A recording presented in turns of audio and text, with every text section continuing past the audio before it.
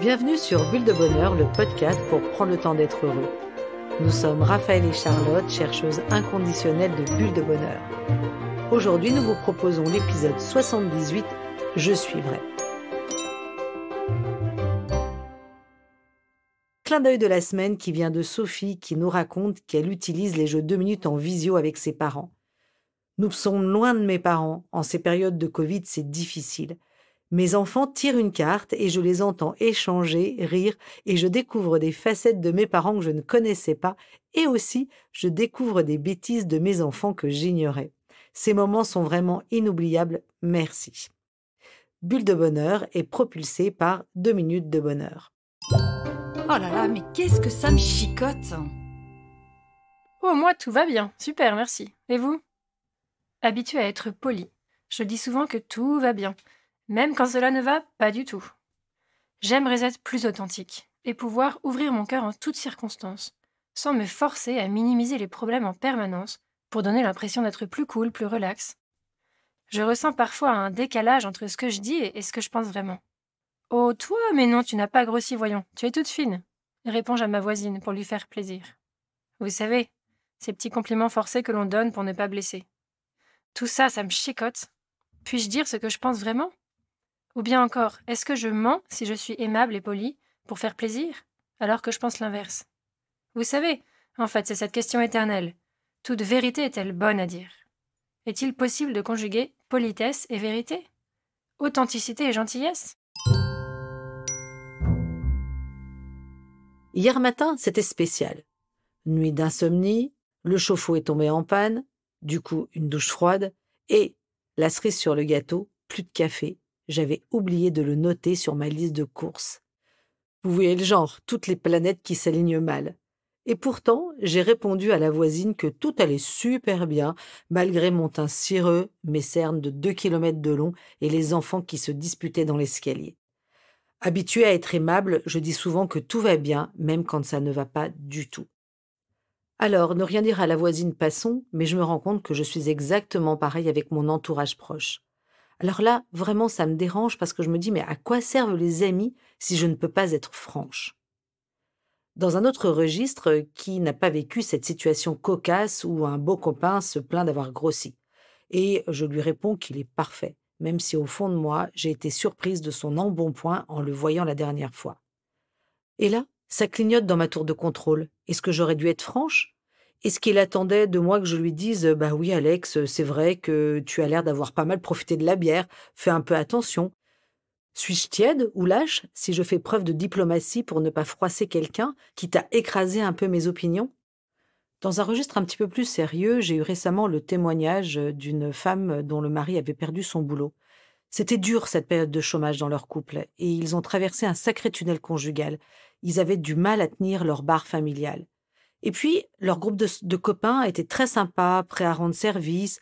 Toutefois, elle me partageait qu'elle aurait aimé pouvoir se confier davantage, de craquer dans les bras d'une bonne copine. Simplement dire que c'était acrobatique, elle avait envie de partager son découragement qui durait. Elle me partageait que si elle avait pu se livrer comme elle le souhaitait, elle aurait certainement pu nouer des liens privilégiés avec ceux à qui elle a parlé et qu'elle aurait pu avoir un morceau d'intimité avec eux. Elle aurait aimé aussi pouvoir être en vérité sans crainte d'enfreindre la règle silencieuse, soyons toujours méga positifs même dans l'adversité. Et cette épreuve a été longue pour elle. Ça a été une vraie course de fond pour rester à flot. Et elle a ressenti également que, oui, ses amis étaient prêts à leur rendre service. Cependant, les rares avec lesquels elle a essayé justement de se livrer et de parler, ses amis semblaient assez mal à l'aise et puis avaient du mal à entendre ce qu'ils pouvaient ressentir. Du coup, la question qu'elle se posait avec justesse, cette femme, c'est: est-il socialement incorrect de partager ses sentiments, même quand nous traversons un passage à vide? Quand je vous relate le témoignage de cette femme qui est plein d'humanité et puis aussi de doute, ça me fait penser aux réseaux sociaux et surtout au succès de toutes les émissions de télé-réalité. Dans ces émissions, les candidats confessent la moindre de leurs émotions devant des millions de téléspectateurs. Un tel a dit ceci et je me suis senti blessé, une telle a dormi avec un tel dans mon dos, je ne peux pas supporter celui-ci qui a toujours raison et qui me somme de faire ça, etc., etc. Et vous, mais qu'est-ce que vous en pensez? À votre avis, est-ce que c'est vrai? Est-ce que c'est être en vérité que de déverser tous ces états d'âme en public? Surtout que dans ce genre d'émission, l'hypocrisie et la manipulation sont monnaie courante pour éliminer l'autre. Et puis, répondre à son besoin d'authenticité en se mettant à nu, est-ce que c'est le meilleur moyen de se sentir en vérité avec soi-même? Et sur mon profil Instagram et Facebook ou LinkedIn, est-ce que ces profils sont fidèles à ce que je suis intérieurement? Est-ce que je suis en train d'y montrer une image de moi vraie? Ou bien je montre ce que j'aimerais que les autres voient de moi? Je ne peux pas passer cette question sans vous partager quand je rencontre des jeunes dans les écoles, des jeunes filles notamment sont en pleine adolescence, qui ont donc entre 15 et 17 ans, et combien les profils de leurs amis les fragilisent, dans le sens où chacune se montre sous ses meilleurs atours, donc elles ont l'impression que toutes leurs copines vont bien, qu'elles sont bien dans leur corps, qu'elles sont bien dans leur tête, alors qu'en réalité, elles sont toutes comme cette adolescente qui regarde le profil de ses copines. Elles sont pétries de doutes, elles ne savent pas ce qu'elles deviendront, elles se trouvent moches, trop grosses, que les mollets ça va pas, que la couleur des cheveux c'est pas la bonne, que la couleur des yeux, elles les voudraient bleus alors qu'ils sont verts, etc., etc. Et combien en fait finalement les réseaux sociaux vont montrer une image qui n'est pas la réalité. Une autre question vient en moi, du coup, vous connaissez tous ce hashtag #NoFilter. C'est intéressant de se demander, est-ce que vous êtes capable d'être sans filtre, comme la plupart des publications arborant fièrement ce hashtag? En tout cas, ça prouve que malgré cet écran social entre ce que je ressens et ce que je donne à voir, il y a ce désir tout au fond de moi d'être en vérité.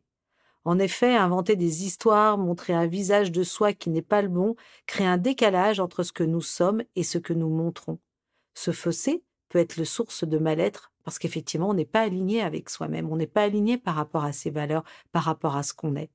Et pourtant, je n'ai pas envie d'être un livre ouvert non plus. Mettons de côté les réseaux sociaux et revenons à la vraie vie. Il s'agit alors de piloter avec tact nos relations humaines.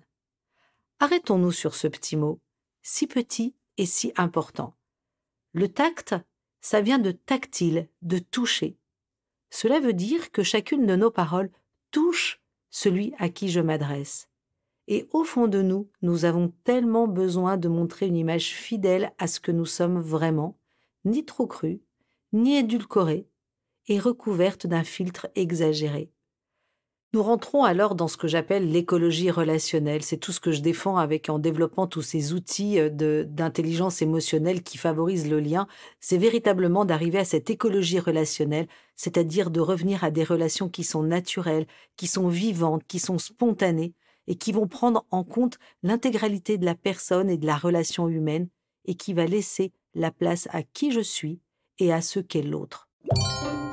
Allez, je change de regard. Alors, comment je peux m'y prendre pour travailler cette écologie relationnelle? Alors, tout d'abord, je peux me poser 2 types de questions. La première, d'où vient ce que j'ai envie de dire? Est-ce un jugement, de la jalousie, une perte de contrôle, un déversoir émotionnel, une réelle envie d'aider? Est-ce que la personne qui est en face de moi est la meilleure pour entendre cela? C'est par exemple une de mes amies qui a invité à dîner chez sa voisine, que je connais aussi. Et je lui réponds: «Oh bah dis donc, c'est sympa que tu ailles dîner chez elle, mais tu vas voir, elle fait trop mal la cuisine». Alors pourquoi est-ce que je dis cette phrase? Est-ce que, effectivement, ça peut être du jugement? Est-ce que ça peut être un peu aussi de la jalousie? Parce que j'aurais aimé t'inviter à ce dîner? Parce que, cette voisine, c'est une de mes bonnes copines et que je n'ai pas le contrôle de son emploi du temps, elle m'a pas dit qu'elle avait invité cette amie à dîner? Deuxième question que je peux me poser: pourquoi je ne m'autorise pas à dire ce que j'en pense au-delà de la bienséance et de la politesse? Je peux être d'abord conditionné par mon éducation ou simplement entravé par de bonnes vieilles habitudes.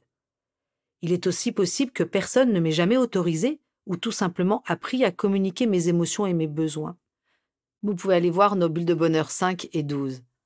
En toile de fond, je peux aussi être conditionné par la peur du regard des autres ou par l'importance que j'accorde à leur regard.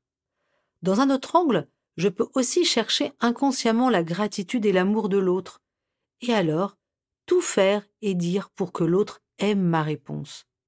Comme tout être humain, nous avons besoin d'appartenir à un groupe, et nous avons peur du jugement et en fin de compte, peur d'être rejeté du groupe. C'est cette angoisse d'être repoussé, isolé, d'être out qui nous pousse souvent à mentir et à faire semblant. Deuxième piste pour vivre cette écologie relationnelle, il s'agit d'être vrai avec soi-même. En effet, ce qui est clair à l'intérieur de nous est toujours plus fluide et simple à expliquer. À l'inverse, quand c'est un peu le bazar dans ma tête, à l'intérieur, je me retrouve à bredouiller pour expliquer ce que je veux dire, ou alors je me renferme sur moi-même parce que je n'y arrive pas, ou alors je m'exprime de manière sèche ou agressive, ou alors de manière complètement incohérente. Comme par exemple lorsqu'un collègue me demande un coup de main sur un dossier et que j'ai du boulot par-dessus la tête, j'ai peur de le décevoir en refusant, ou parfois peur de me retrouver hors du coup et je ne sais pas bien quoi dire. De ce manque de clarté surgit bien des problèmes de communication. Alors, pour y arriver, il s'agit d'identifier et d'éplucher les couches d'émotions qui nous traversent pour identifier notre besoin profond. Je ne sais pas si vous connaissez ce livre pour les enfants, Le monstre des émotions. C'est un peu pareil pour nous les adultes. Trions nos émotions. Une émotion de colère que j'exprime avec fracas ou que je refoule vaut le coup d'être travaillée. Je vous renvoie à notre bulle de bonheur numéro 27. Par exemple, si je suis furieuse parce que mes enfants, une fois de plus, mettent un temps fou à se préparer le matin et que la journée commence du mauvais pied, les pauvres, ils s'en prennent plein la figure et en fait, au fond, j'ai besoin de maîtriser cette organisation parce qu'en fait, tout simplement, je suis pas du tout du matin. Ou alors, plus profondément, j'ai besoin de me dire que je suis une maman qui gère bien ses journées. J'ai un besoin de gratitude et de reconnaissance qui est bien enfoui. Alors, je peux m'attarder sur toutes les petites choses que je fais tous les jours pour me donner de la gratitude. Je vous invite à aller réécouter notre bulle de bonheur numéro 20 sur la gratitude. Alors, voilà 4 petites pistes pour aider à mieux comprendre qui je suis. La première chose, c'est faire la paix avec son passé. Que je le veuille ou non, je suis le produit de mon histoire familiale. Le sociologue Vincent de Gaugelhac l'explique en disant « L'individu est le produit d'une histoire dont il cherche à devenir le sujet ». Parfois, cette histoire me blesse ou me fait honte ou m'empêche d'avancer, ou tout simplement me réjouit d'ailleurs. Je peux avoir l'impression que je vais immanquablement reproduire les comportements de mon père, de mon grand-père avant lui. Je peux me sentir coupable de quelque chose dont je ne suis pas responsable. L'idée n'est pas de mettre mon histoire dans un coin ou bien de devoir la trouver géniale, mais plutôt d'avoir un rapport apaisé avec cette histoire. Un accompagnement ou de solides lectures peuvent aider à défricher le terrain et alléger le cœur de bien des personnes. Accueillir son passé avec bienveillance, c'est faire comme Guillaume qui s'est débarrassé de la culpabilité qu'il portait en lui depuis l'enfance lorsqu'il avait surpris son père en train de tromper sa mère. Alors il s'est senti libre maintenant de construire sa propre famille. Ou alors, c'est Valentine qui s'est rendu compte que sa mère était tombée enceinte sans avoir vraiment désiré sa grossesse. Elle a alors mieux compris pourquoi elle se sentait parfois pas à sa place et qu'elle cherchait souvent l'approbation des autres, n'osant jamais donner son avis. Deuxième petit outil, c'est chercher à se réaliser à travers ce qui vous tient à cœur. Du coup, posez-vous la question, quels sont vos talents? Vous pouvez réécouter la bulle de bonheur 24, vos passions, vos besoins, vos valeurs, bulle de bonheur 75. Rappelez-vous, vos valeurs, c'est comme une boussole, c'est elle qui vous montre le chemin vers lequel vous allez pouvoir vous épanouir. Réaliser ce qui vous tient à cœur va permettre de donner du sens à ce que vous faites et puis surtout de vivre une vie équilibrée. Là, je vous laisserai écouter la bulle de bonheur numéro 13. Troisième petite piste. Être vrai, c'est aussi donner et avoir accès au cœur de l'autre, à son intimité. C'est intéressant de constater que communiquer en vérité permet d'accéder à l'intimité de l'autre et l'autre d'avoir accès à votre intimité. En amitié, dans mon couple, au bureau, parfois révéler un peu de mon intimité permet à l'autre de mieux me comprendre. J'aime beaucoup la conférence TED et le livre de Brené Brown qui est Le pouvoir de la vulnérabilité. D'ailleurs, on en a fait un podcast, le numéro 49. Elle démontre combien accepter ses fragilités nous rend puissants. C'est par exemple, si à mon mari, je lui donne accès à ce que je suis vraiment, il peut alors m'aider à ordonner mes émotions. Ma bonne copine, à qui je peux me livrer sans honte, aura aussi plus de facilité à comprendre pourquoi je suis blessée. En fait, il s'agit d'oser se livrer, de donner un petit peu de soi, de prendre le risque de partager ses émotions intimes va rendre votre communication beaucoup plus authentique. Dernier point, et en famille, comment est-ce que je peux me comporter? Pour certains, c'est l'endroit par excellence de la communication, de l'échange et du partage, et pour d'autres, au contraire, c'est ce qui est de plus difficile. Vous pouvez avoir l'impression que c'est beaucoup plus facile d'être naturel avec vos propres amis que dans votre famille. Tout dire tout le temps, sans filtre, peut engendrer tant de maladresse en famille, que ce soit avec ses frères et sœurs ou avec ses propres enfants. Et une petite maladresse peut venir complètement bloquer le rouage d'une conversation, parce qu'elle peut venir aussi réactiver des petites choses de l'enfant, surtout quand on est entre frères et sœurs. Une fois de plus, la question n'est pas tant de savoir ce que je dis, mais quand et comment. L'idée, c'est d'apprendre à observer ses émotions, à les accepter, parfois les laisser décanter pour mieux les exprimer au moment propice, et ça permet d'enlever toute forme d'agressivité. Par exemple, quand mon enfant, qui est en prépa ou dans une université exigeante, baisse les bras ou sort trop et prend son année trop à la légère, moi, en tant que parent, ça va me rendre fou. Je vais être alors tenté de me braquer, de lui envoyer à la figure qu'il ne réussira jamais s'il continue à se la couler douce. En fait, si je creuse, je suis en colère car j'ai peur. Peur que mon fils rate son année. Peur de l'avoir mal orienté. Et au fond, cela me renvoie à mon besoin de sécurité. J'ai besoin de sentir mon fils en sécurité pour ses études. Au lieu d'exprimer ma peur en agressivité, je peux aussi attendre un moment plus propice. À froid, partager avec lui mes angoisses, échanger sur son orientation, sur sa motivation, lui montrer aussi que les interrogations que je peux avoir ne sont pas un manque de confiance. En échange, il a peut-être des choses à me dire, un malaise à partager. Troisième idée pour vivre cette écologie relationnelle, c'est être authentique et généreux. Certains pensent qu'être transparent et dire ce qu'ils pensent sans filtre tient de la vraie générosité et de l'authenticité. Et pourtant, où est la générosité si en disant ce que je pense, je heurte l'autre ou je le blesse? La générosité commence par reconnaître que l'autre est doué de sensibilité. Et donc la générosité me commande de ne pas heurter cette sensibilité. Je suis authentique et généreux quand je dis juste. Dire juste, c'est parler sans renier ce que je suis, ni me mettre totalement à nu, tout en prenant en compte ce que je pense être juste pour l'autre, en fonction de ce qu'il est capable d'entendre. La générosité se cache parfois dans le silence attentif et l'écoute active. Elle permet de se garder de phrases maladroites ou non alignées avec ce que nous pensons vraiment. Je vous laisserai écouter le podcast sur l'écoute, le numéro 28. Enfin, pour résoudre ce dilemme, le psychologue américain Carl Rogers, que vous connaissez tous, propose une voie qui nous semble très belle et qu'il a appelée la congruence. Dans le dictionnaire, la congruence est, je cite, « le fait de coïncider, de s'ajuster parfaitement ». Ce que Carl Rogers appelle la congruence dans nos relations sociales, c'est cette concordance entre ce que je dis à l'autre et ce que je ressens. Et cet équilibre est à trouver en permanence. C'est pas si facile. Par exemple, je croise un collègue au bureau qui vient de se faire licencier et qui me demande ce que j'en pense.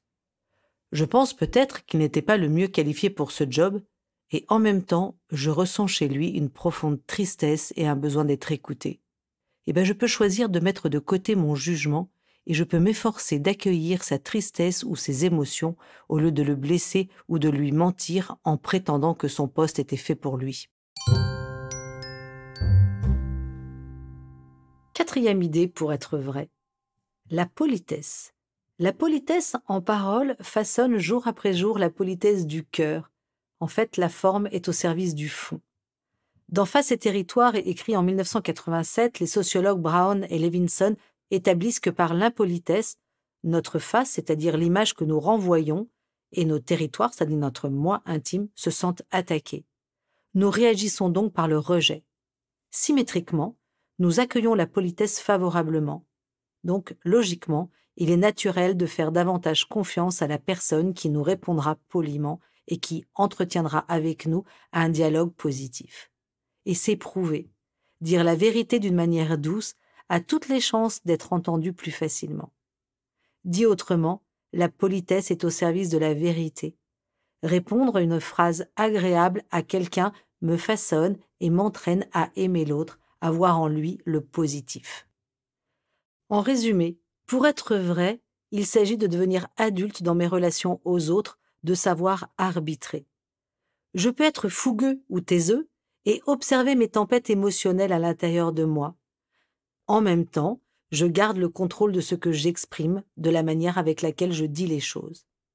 Du coup, je suis authentique dans ma vie intérieure et mesurée et adulte dans mes réactions extérieures. Je suis adulte dans ce que j'exprime quand je prends l'autre en compte, quand je sais discerner ce que l'autre est en mesure d'attendre.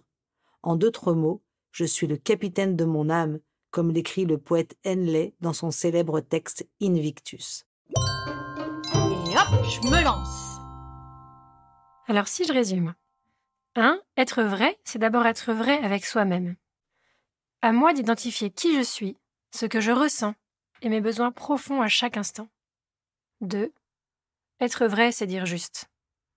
Je pratique la congruence en faisant coïncider ce que je ressens être juste et ce que je dis. 3. Je suis authentique dans mes relations aux autres, lorsque je m'adapte à mon interlocuteur et à sa sensibilité. Et enfin 4. Je choisis la politesse du cœur comme un outil créateur de bonheur et de relations sociales plus douces et plus adultes. À vous de jouer, chers auditeurs. 2 minutes pour me brancher à moi-même, maintenant, nommer mon ressenti et ressentir le fait de me sentir en vérité avec moi-même. C'est Roland Barthes, amoureux des mots, qui nous sert notre petite mousse cette semaine. Ouvrez les guillemets. La politesse est plus généreuse que la franchise, car elle signifie que l'on croit à l'intelligence de l'autre. Fermez les guillemets. Avec Bulle de Bonheur, prenez le temps d'être heureux. Merci pour votre écoute. Si vous avez aimé, dites-le nous avec 5 étoiles. Laissez vos commentaires et envoyez des bulles de bonheur à vos amis en partageant ce podcast. Inscrivez-vous à notre newsletter en allant sur notre site 2minutesdebonheur.com, 2 en chiffres, pour être notifié de nos prochains épisodes. Également, profitez de toutes nos astuces sur nos réseaux sociaux, Instagram et Facebook, 2 minutes de bonheur. Enfin, Bulle de Bonheur est propulsée par les jeux 2 minutes, 52 cartes pour prendre le temps d'être heureux.